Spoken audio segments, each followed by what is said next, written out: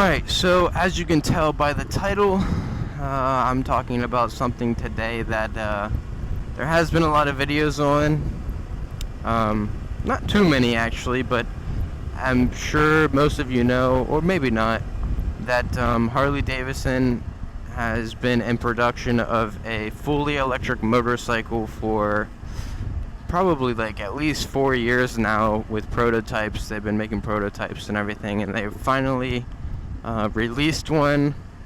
I don't think it's actually available to buy yet, but it will be very soon in the coming months. And I just want to talk about that bike and why I think it's honestly kind of dumb. So before we get into the specs and everything and compare it to other electric motorcycles, we need to first address why Harley-Davidson is choosing to do this. And it's a pretty good idea, but I personally feel like they are going at it in the wrong way. So basically, when you think of Harley-Davidson's motorcycles, you think of big cruisers and classic American bikes, and that's what they are, and that's what they've always has been. And the age that people... their Harley-Davidson's like target audience for the past like however many years they've been a company has been really focused on older people, and that's fine, but those people are now phasing out. You know, they're not buying new bikes, and I mean they're not going, Harley-Davidson's not going bankrupt yet, but they're not selling enough bikes. And people that get their motorcycle license, like me and my brother and all these young kids, they do not want to buy a Harley-Davidson motorcycle. And there are some people that do. I'm not saying everybody just hates Harley-Davidson and doesn't want to ride a cruiser, because there are people that do like that. But most people and young kids that are getting into motorcycles don't want to go out and buy a Harley for tens of thousands of dollars. They're not as fast, they're not as fun, and really not as reliable as the competitors like Honda and Kawasaki and Yamaha, and you know. So what Harley is trying to do here really is grab the attention of a younger audience by producing this sportier bike that's fully electric, which, you know, that's the direction that motorcycles are going to go in the coming years. Everything is going to be electric. Yeah, there'll still be some traditional gas-powered bikes, I mean, for a lot more years, but, you know, in the future it is going to all be electric, and there's really no way around that. And so Harley's way of dealing with that is making a fully electric bike. And I'm really not throwing that much shade towards the design of the bike or Harley-Davidson, the company themselves. I just don't think they're going about it in the right way. The bike looks really cool. I'll put a picture up real quick. But I do think it's a cool looking bike. But the problem with it is, it's just not good at all compared to the competitors that are out there. So I'll make the comparison. This is really, I mean, I looked up I did some research on basically one other bike, and that's this bike's, it's going to be the LiveWire's biggest competitor, is the Zero SRF. I'll put a picture of that. It's an awesome, beautiful bike as well. But it just outperforms the Harley-Davidson LiveWire in every single way possible. Now, here we go. Right or left? I don't know. Yeah, I don't know. Maybe we'll go right and go down Monument. That's what we'll do. That's what we'll do today. Alright, so let's get into talking about the specs of these bikes. So, and why the LiveWire is just stupid. So, first we got to talk about price. The Harley-Davidson LiveWire starts at, in just black color. It's all black, and they have an orange one as well, and it's black or orange or whatever. It starts at $29,000, and it gets above $30,000 if you want to get the one with orange. If you don't just want all black, I think the base is like, the black one is like $29,700 so odd dollars, and the orange one is about $30,100. That's a lot of money. That is a lot of money, especially when you compare it to the Zero SRF, which comes in at about $19,000 for the standard, and a little above $20,000 for the premium, I think they calling it. And I think the only difference between the two is like a farther range and maybe color. Other than that, the performance is exactly the same of both of those bikes. So let's go ahead and get right into the specs.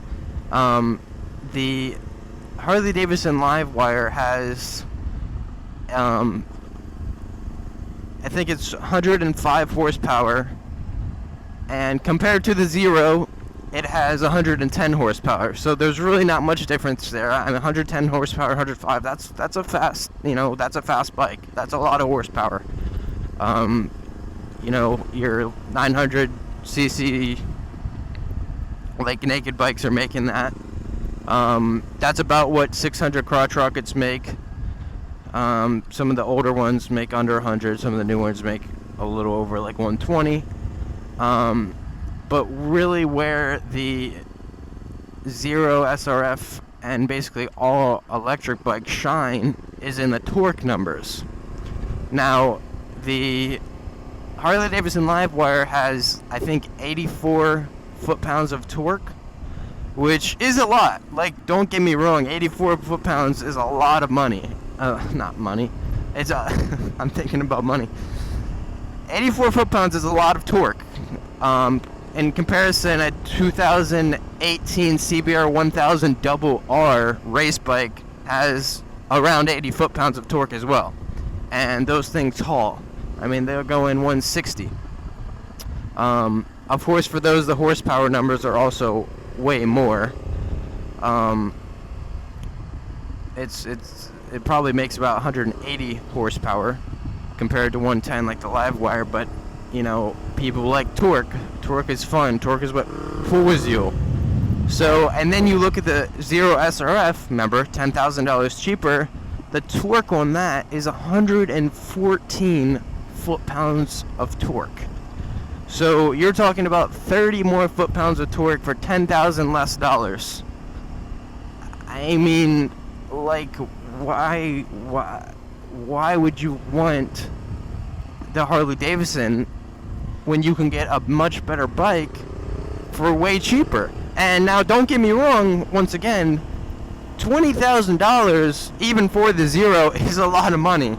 That's a lot of money for a motorcycle. I mean, I was talking about the CBR 1000 Double R. I think those are probably around $20,000 as well, but you can also get, very, very fast bikes for under $10,000. Why is this person going so slow? Like, there's absolutely no reason to be going this slow. Oh, there's a birdie. I mean, I do understand the concern with deer, probably, but at the same time, like, no. Now, there's an oncoming car that probably slowed down to about 10 miles an hour. Anyway, that's basically, my opinion about there is a bunch of deer. Hello. How are you doing? Little fan club. They watch my vlogs, but for some reason, YouTube doesn't count the views of the deer, so, it's not my fault, but maybe if they did count it, I'd be getting ad revenue, but I'm not, so, no big deal. Basically, that's really all I have to say about the situation between the two bikes. This video is mainly about the LiveWire. It's just, in my opinion, it's just kind of stupid, and I do understand what they're trying to do, but, they really need to think about it more and put more work into it to be able to compare to a better bike. You know, like, and the price, man, $10,000 more money. That is ridiculous. I mean, you could get the Zero SRF and get another bike for $10,000 before you pay enough. I mean, before you're paying for the Harley-Davidson bike. And I understand Harley-Davidson has their name and people like that name and people want a Harley-Davidson, and Zero is a relatively new company, but Zero has been making electric motorcycles for more time than Harley, and that's for sure. So, you know, maybe Harley should have came out with, you know, I'm going to go straight if they're turning. Also, this is exactly where I was in the last vlog. Why do I always go to the same places? I don't know. I gotta start going to some more places for sure. But anyway, so like I was saying, I kind of forget what I was saying. Crap. It's just absurd how much more it costs, and for something that's not even as good. And I think I was getting into, you know, how people like Harley-Davidson because, you know, the name Harley-Davidson. But, you know, maybe they should have thought about, if they want to attract the audience of younger people, you know, maybe make a more sporty bike that's not electric. You know, I know they've made, like, V-twins their whole entire history, but, you know, try to make, like, a 4-cylinder. I don't know. Like, just see what that would be like. I think that would actually get attention from like, younger audiences. So, I don't know. Where's that bump there? What the hell?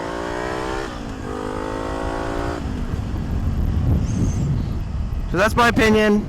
Leave a comment on what you think. Would you buy the Zero SRF or would you buy the Harley-Davidson LiveWire? Both pretty bikes. They both look good. I would ride them both, but I would, if they were given to me, but I would definitely not spend $30,000 on a Harley-Davidson bike that lacks in power and, you know, it lacks everywhere in comparison to another bike that is less money. So I know I'm kind of like beating this argument pretty hard, but, you know, I don't know. We'll see. Maybe, you know, this is Harley's first stab at an electric bike. Maybe they'll figure out how to make it better, and maybe they will, maybe they won't. I don't know. But I'm excited to see some reviews or whatever when people get their hands on the LiveWire. I know people have done some first rides on it, but it's not really, you know, there's a lot of just like demo bikes and stuff like that. But I've seen a bunch of videos like do it at the end of the video on the SRF, and, you know, he's blown away by it. It's literally instant torque. So that's about it. Leave a comment what you want me to talk about down below, as always. And thanks for watching, for staying with me. Who knows, this is about a 15-minute video, probably be trimmed down a little bit. But anyway, thanks for hanging out. I'll see you guys next time on who knows what the topic will be on, but, you know, I'll see you next time. So with that being said, peace out.